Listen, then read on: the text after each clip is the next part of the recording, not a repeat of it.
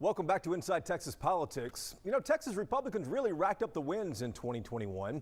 Redistricting, permitless carry, changes to voting laws, abortion restrictions, practically everything they wanted. But it's not all bad news for Texas Democrats. State Senator Carol Alvarado from Houston on the legislative bright spots for her party over the last 12 months. Senator, welcome back to our program. Let's start with a look back at 2021, voting rights, abortion, redistricting. Is there any bright spot you can point Democratic voters to as we end this year? Well, I think the budget we passed was something that allows us to continue some of the progress we made, like with education, the previous session with HB3, and investing in some of our lower income schools and school districts and teacher pay, things like that. So I'm happy about that.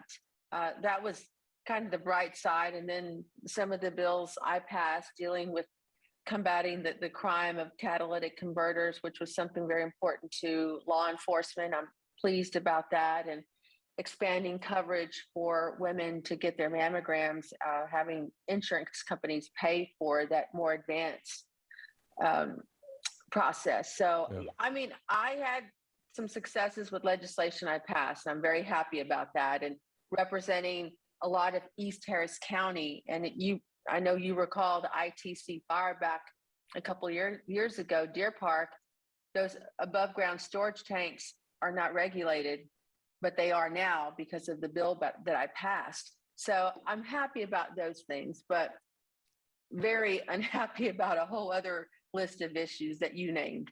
No one wants to relive what happened in February, but the Republican-led legislature, as you know, has done nothing substantial to protect the electric grid as we go into, as we're in winter here.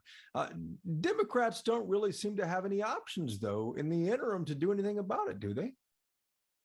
Well, we can continue to put the issue out there like we're doing right now, today, and moving on. The governance issue, I'm glad we took care of that because members of the board of ERCOT, as we all learned, many of them didn't live in Houston, didn't live in Texas, one did not even live in the country. So there's been some reform there, but I think that there was a lot left on the table that could have been done to make sure that the weatherization, things like that, and more accountability happen quicker. Senator, we spoke to you after your 15-hour filibuster on the Senate floor back in August. That was one of the, I guess, the legislative high points that you had. But was the whole point of that, looking back now, really to raise awareness, or was there something else that you really hope to do? Yeah, I mean, my intent was not to kill it because the time didn't match up.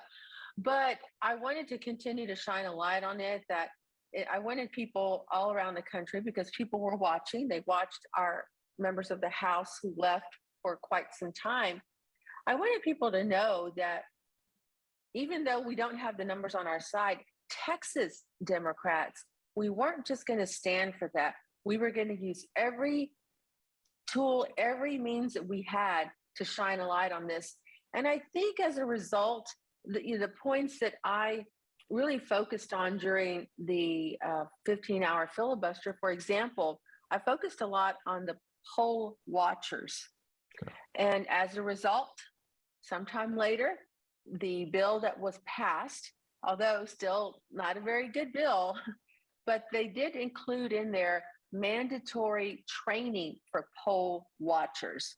And I feel that in that 15-hour filibuster and talking a lot about that and reading testimonies about that, perhaps that led to the change of the mandatory training for poll watchers. All right, Senator, I appreciate the time. Thank you very much.